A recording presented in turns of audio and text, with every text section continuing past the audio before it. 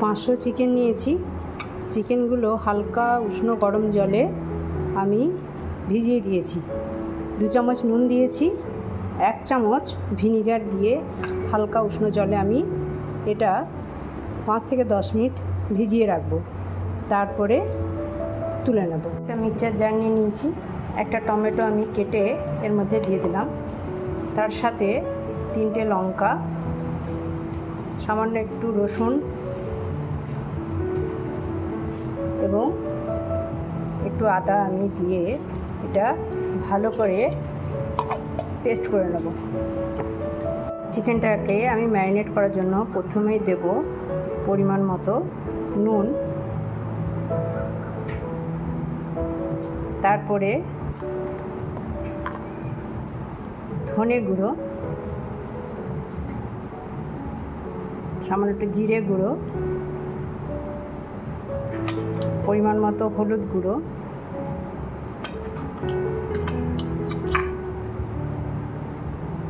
আর যে পেস্টটা আমি বানিয়ে রেখেছি আদা, টমেটো এবং লঙ্কা দিয়ে রসুন দিয়ে, সে পেস্টটা সামান্য একটু দেবো, বেশি না, সামান্য একটু দেবো ম্যারিনেটের জন্য। লাগবে 2 চামচ মতো, এতে আমি একটু দই দিয়ে দেবো। দইটা বেশি টক নেবেন না, ফ্রেশ দই নেওয়ার চেষ্টা করবেন। সবগুলোকে ভালো করে আমি একটু মাখিয়ে নেব। আধ ঘন্টা মতো এটাকে আমি ম্যারিনেট করে নেব। আলুগুলো দেখুন লাল করে আমি তুলে নিয়েছি, কত সুন্দর লাল রং হয়েছে, অথচ আমি 1 ফোঁটা জাফরান বা অন্য কোনো রং আমি এতে ব্যবহার করি। তেল বেশ গরম হয়ে গেছে। এবার আমি পেঁয়াজগুলো যেগুলো কুচিয়ে রেখেছি এর মধ্যে দিয়ে দেবো। একটা গোটা পেঁয়াজ আমি এর মধ্যে কুচিয়ে দিয়ে দেবো।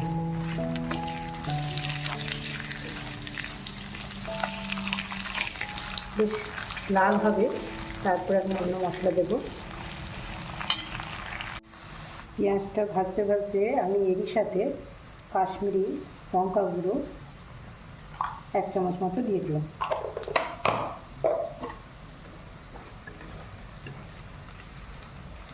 এরই সাথে আমি যে টমেটো, আদা, রসুন, কাঁচা লঙ্কা যে পেস্ট করে রেখেছি সেটা কিছুটা ম্যারিনেটেও দিয়েছিলাম, আর কিছুটা আমি এর সাথে দিয়ে দিলাম।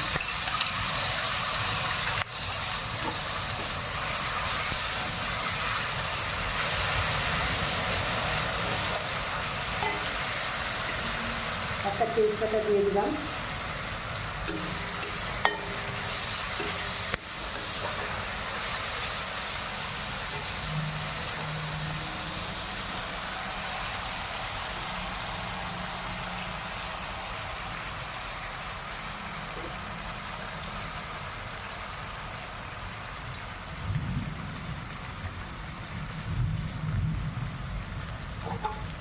সামান্য একটু জল দিয়ে দেবো।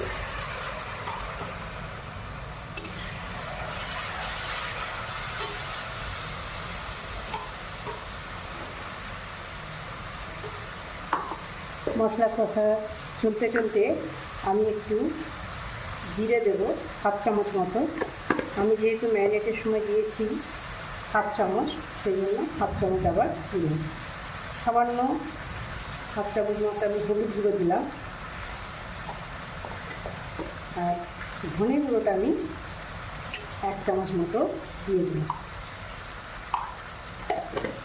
সামান্য একটু নুন দেবো, ম্যারিনেটের সাথে আমার নুন দেওয়া আছে, তাই সামান্য দিলাম।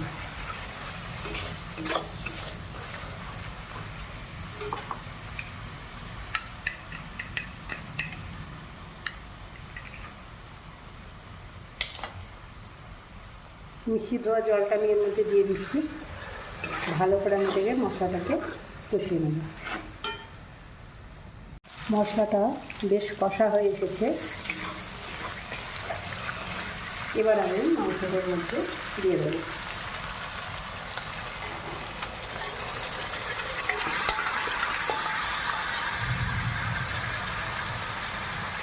এর সাথে মাংসের সাথে আমি দুটো বড় বড়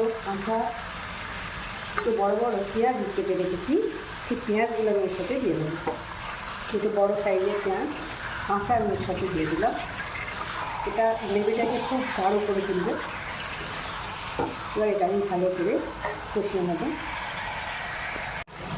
মাংসটা যখন পুরো জলটা শুকিয়ে আসবে, মাংসের যে নিজস্ব জল থাকে সেটা যখন ভালো করে একদম মরে আসবে, তখন আমি এই আলুগুলোকে আবার দিয়ে দেবো। এবার আস্তে আস্তে আবার আমি এবার মাংসটাকে করতে থাকবো। দেখুন চিকেনটা একদম পুরো তেল ছেড়ে দিয়েছে, একদম কষা কমপ্লিট। এবার আমি ফুটা গরম জলের মধ্যে দিয়ে দিলাম।